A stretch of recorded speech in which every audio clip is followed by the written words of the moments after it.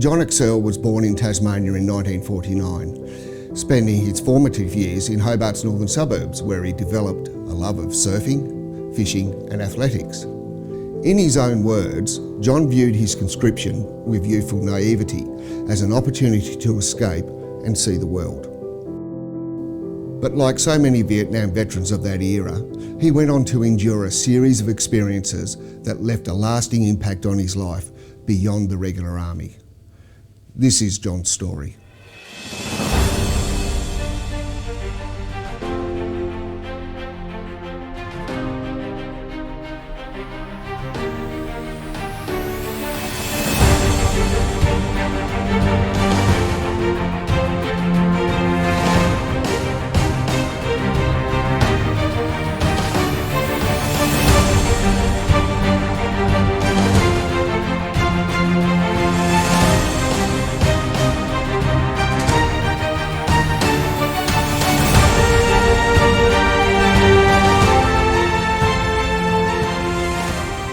With the effect of Vietnam, and which continues greatly today, yes. as we all know, what did it cost you over that lifetime? Oh dear, it cost me 2 marriages. My PTSD was such that I couldn't stand noise, I didn't want to go out, I just wanted to stay at home for most of the time. My kids that you know what kids are like. No, I don't want to do that. That became a life and death situation to me because they wouldn't do as they're told. I was fearful, and then I'd get angry, and I wasn't a very good person.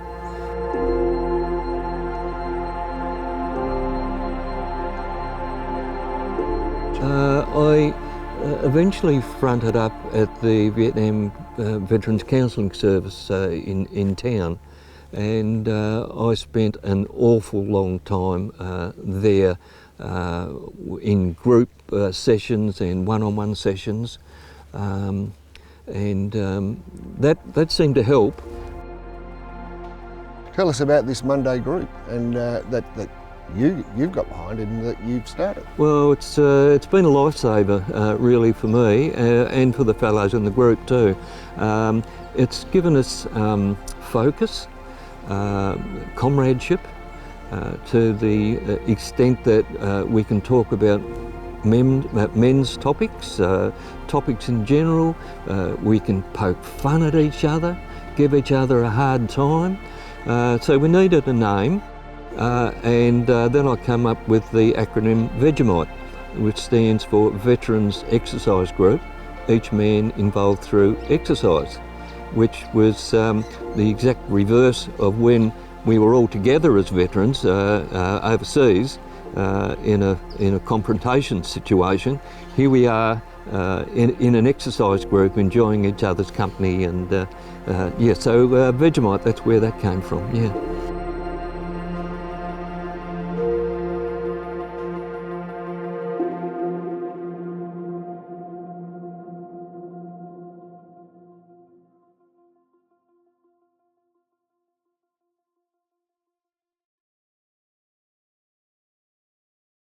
Did you come from a family with a military history?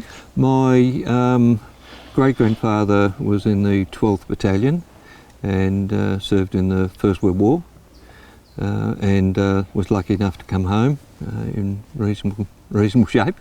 My dad served, enlisted in the army, but had health problems and finished up in the CMF as artillery, as an artilleryman.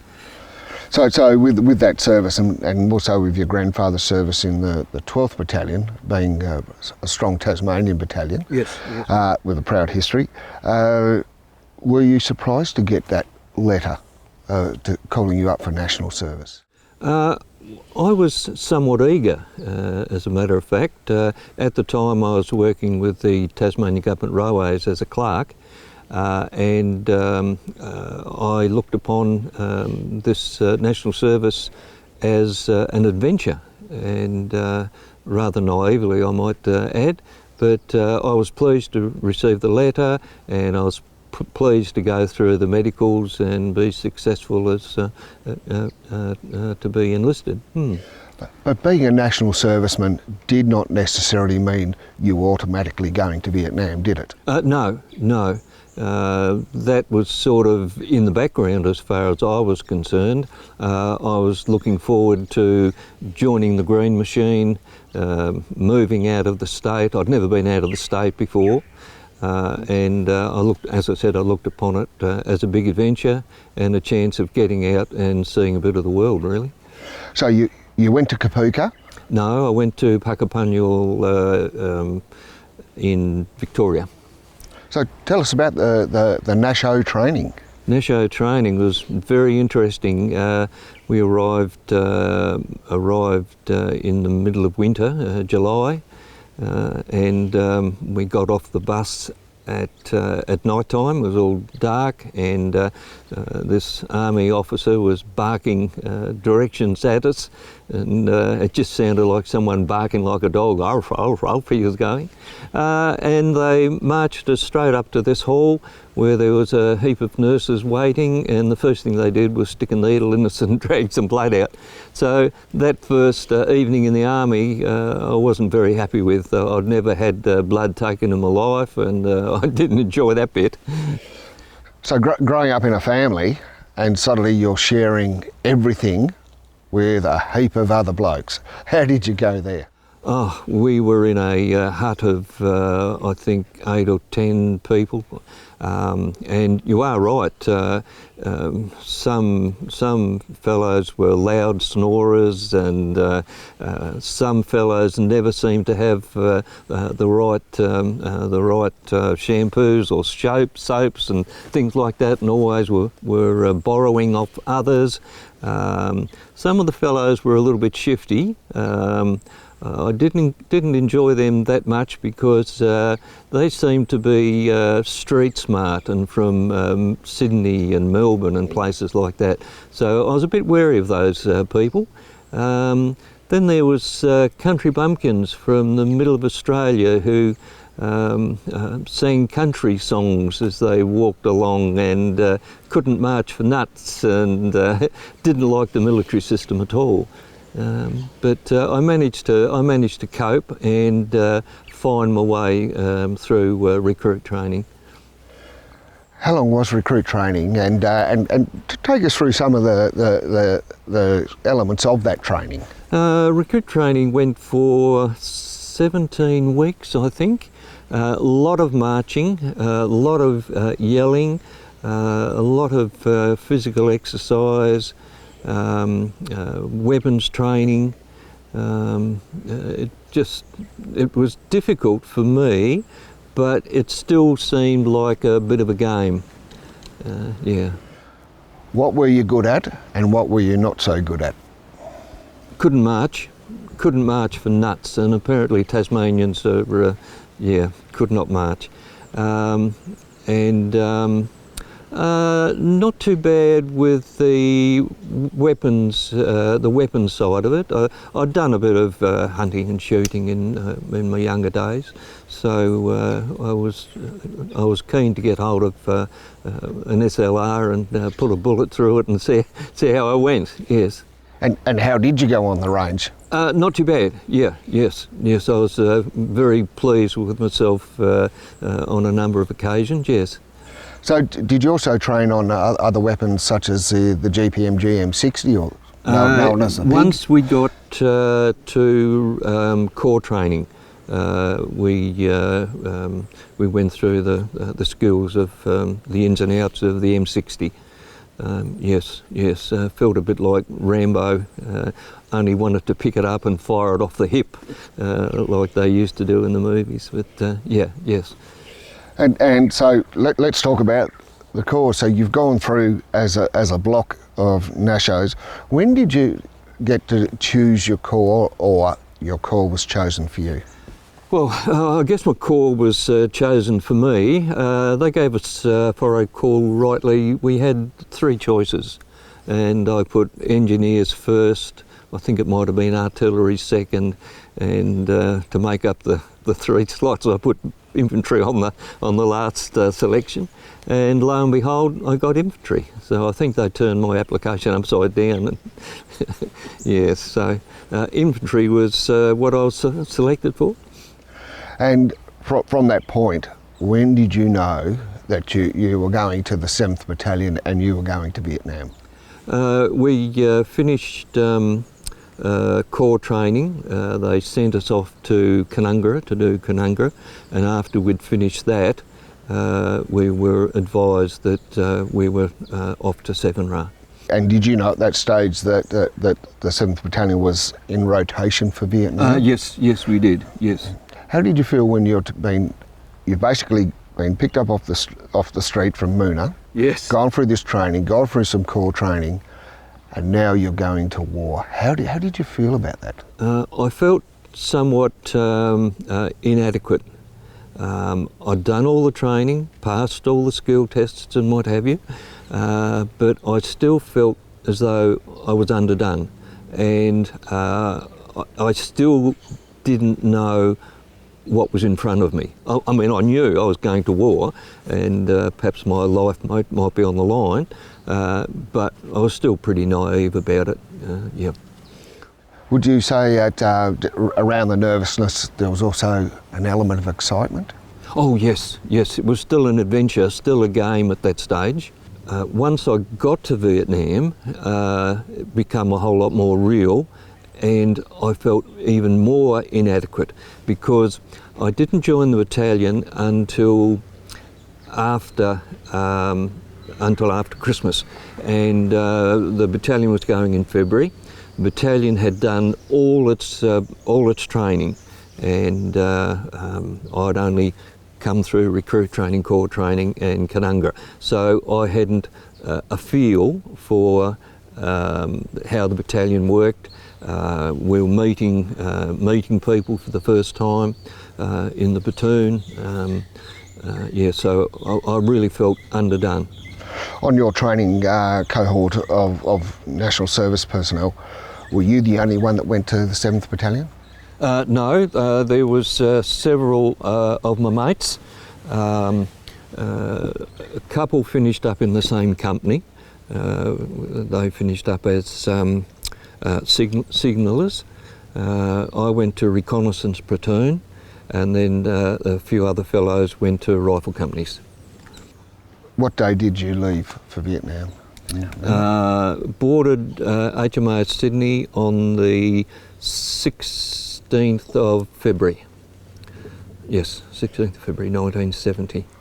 So you'd never left Australia, Tasmania before.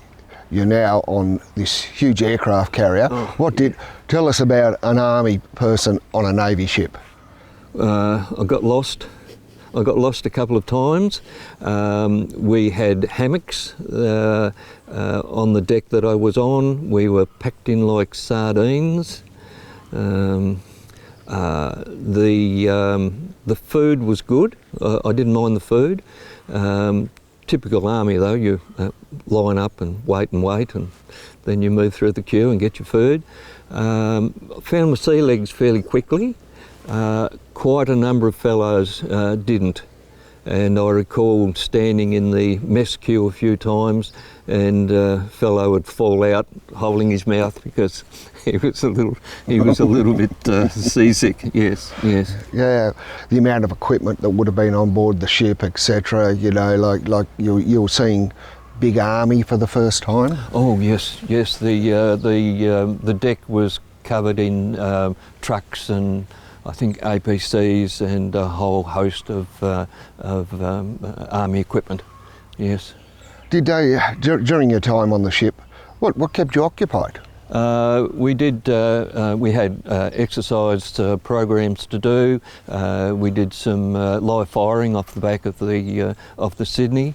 A couple of fellows got a bit excited and managed to brass up a few of the lifeboats on the back of the aircraft carrier, and there was hell to pay over that. Saw my very first flying fish. on the way up to Vietnam, and I just thought that was magic. This fish coming up out of the water and skimming across, flying with its wings, yeah, just magic, yeah. Yeah, they are quite surprising, aren't they? And you arrived whereabouts in Vietnam? We pulled up in Vung Tau Harbour, up over the side and into landing barges, and then ashore we went. I wasn't quite sure what I was going to be greeted with, but we went ashore and here's these trucks waiting for us, people hanging around like you'd see people at Circular Quay. So that was a bit of an eye-opener. Into the trucks and then off to Nui Dat. How long did that take you? Oh gosh, it wasn't that long, an hour and a half, I can't really recall. So we arrived in Nui Dat, and that's where we sustained our first injury. We're all getting out of the back of the trucks, and the dog handler got out of the truck, and his ring finger got caught in the back of and left his finger behind. So that was our first casualty on the very first day that we'd got to Vietnam. So you've set up there at Nui Dat. How were the lines? Oh, that was a bit of an eye-opener. Tense. For some reason I had thoughts in the back of my head that it was going to be like a tin constructed wooden floor, windows. I didn't think air conditioning, but certainly a metal structure that we could sleep in. But no, it was tents surrounded by sandbags, mosquito nettings on the inside, and rudimentary cupboards and lockers and things like that to store our gear. What was that like? Well, that was a tent of 4 people. The fellow nearest to me snored like a steam train. It was awful, and I thought, how on earth am I going to put up 12 months of this? Yeah, yes indeed. So that was an eye-opener, what we're going to sleep in. But of course, we didn't spend very much time at Nui Dat. It was mostly patrolling and ambushing, really, and just coming in for a shower, perhaps a night or 2, and then back out again. So John, tell us about your first trip outside the wire and the unusual events that happened to you there. Yes, first trip outside the wire was just what turned out to be a typical patrol and ambush operation, and we were moving in platoon strength, sometimes section strength, and I recall the very first op, we were coming back into Fire Support Base Discovery, and we were almost to the wire of the base, and everyone had switched off and we were starting to clear their weapons, and all of a sudden enemy soldier with an AK-47 popped up and pointed it at us, and then immediately put it down and shouted "Choi Hoi," which is I give up, I surrender.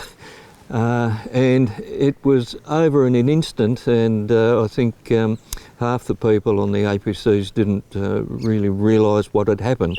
Platoon commander jumped off the APC and took the enemy soldier into custody, and then they walked him through the gate into the fire support base. Yeah, so that was a lesson in staying alert, staying vigilant until you're really in a safe position where you can switch off. So you mentioned then armoured personnel carriers, and obviously helicopters played a big part. During your national service training and your initial employment training, and even Canungra, did you work with those assets at all? No, not at all. Only trucks. We did some exercises in ambush scenarios.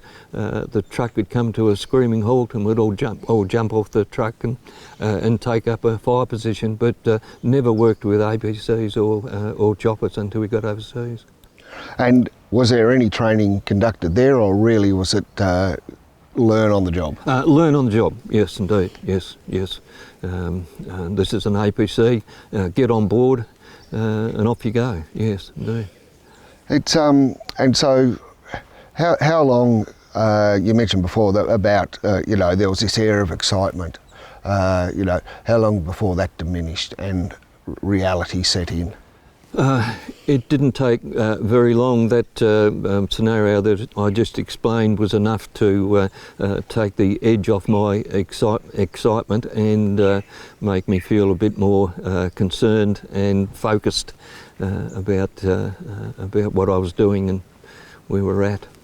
What positions did you cover over your time there? I was a rifleman to start off with.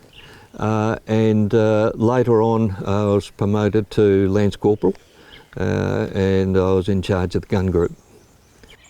Based on that, you spent a number of days out in the bush. Yes. And then coming back in, not necessarily to Nui Dat, but to other fire support bases. Yes.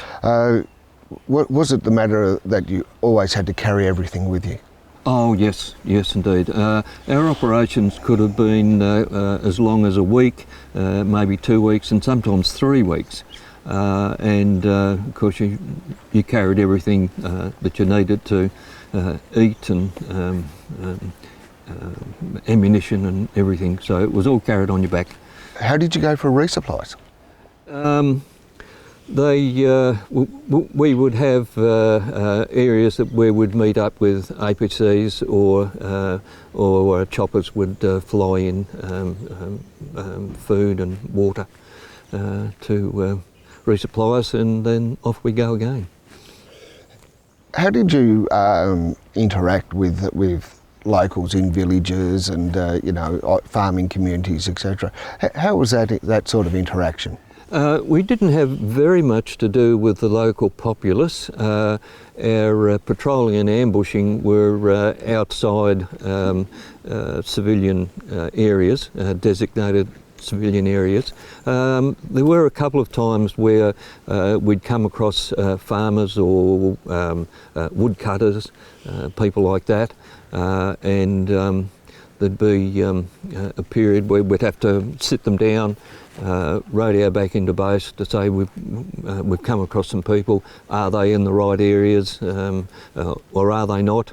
I guess because they didn't start a contact situation, that we knew that they were civilians. Yep. What were some of the high points for you? Conflict's difficult, but what were some of the? Well, yeah. Look, there were some wonderful times in the bush, absolutely wonderful times, to see the setting sun, to the wind to drop away right towards the end of the day. You'd hear a little gecko in the bamboo squawking away. You'd move through an area that was parched because of the type of season, and you'd come back through that area again, say in the wet, and there'd be water everywhere, a mass of greenery. The landscape just changed dramatically as my tour and the seasons changed. What about some of the more difficult times? More difficult times, yes. A number of mine incidences, a number of contacts where we lost people.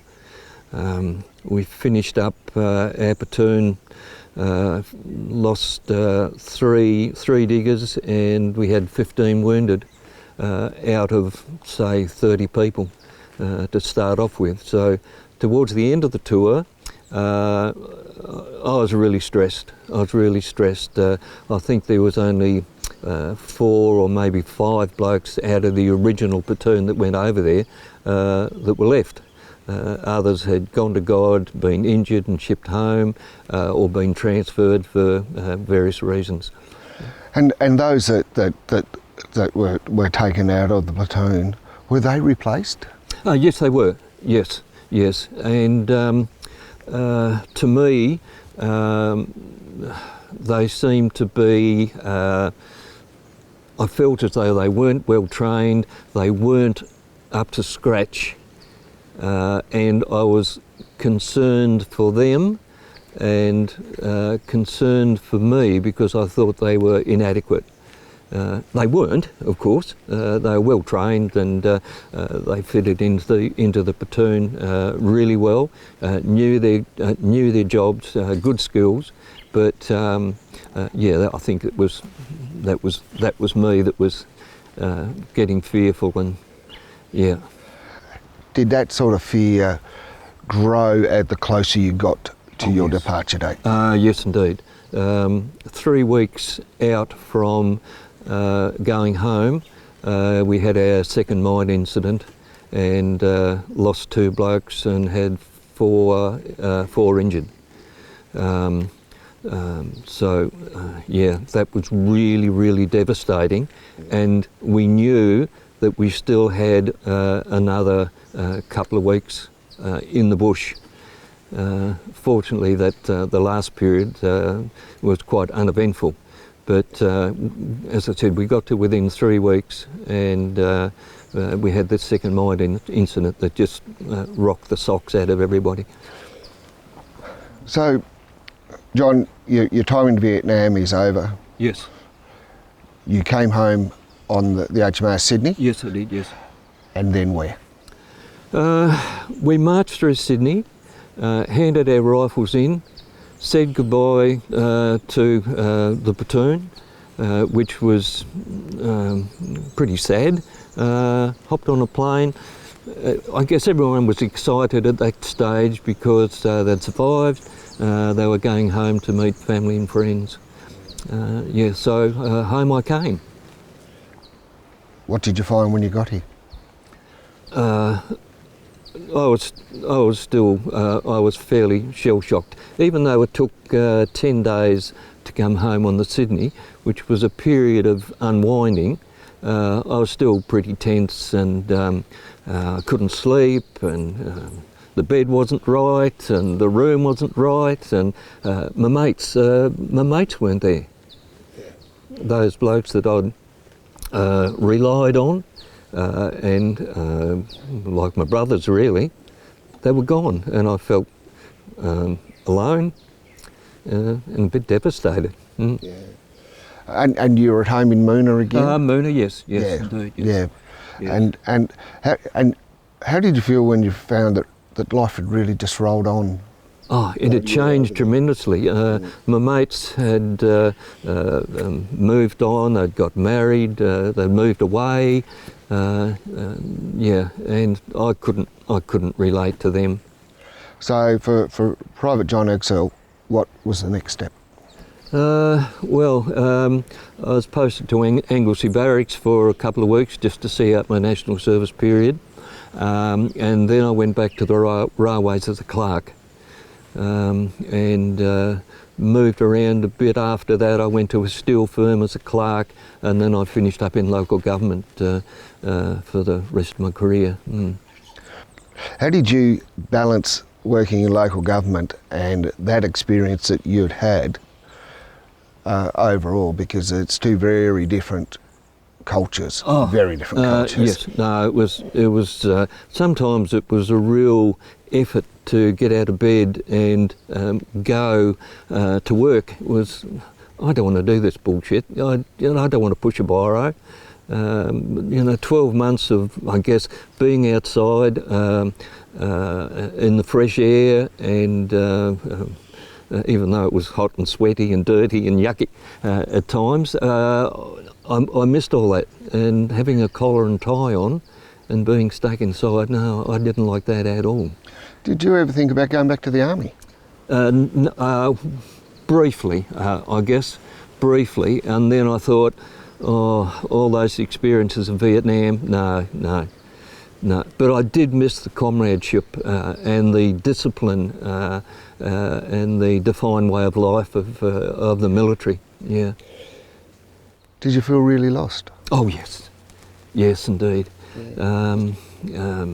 Alcohol and cars and things seem to try and fill the gap with that.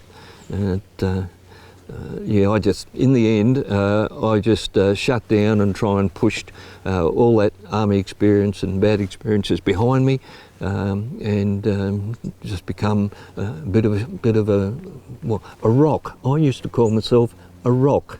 There's a song by can't think of them now. I'm a rock, I'm an island, and that was me. I had put this hard shell around me. No one could get in, I couldn't get out, and I was safe in there for a period of time, yeah. With the effect of Vietnam, and which continues greatly today, Yes. as we all know, what did it cost you over that lifetime? Oh dear, it cost me 2 marriages. My PTSD was such that I couldn't stand noise, I didn't want to go out, I just wanted to stay at home for most of the time. My kids that, you know what kids are like, no, I don't want to do that. That became a life and death situation to me because they wouldn't do as they're told. I was fearful, and then I'd get angry, and I wasn't a very good person.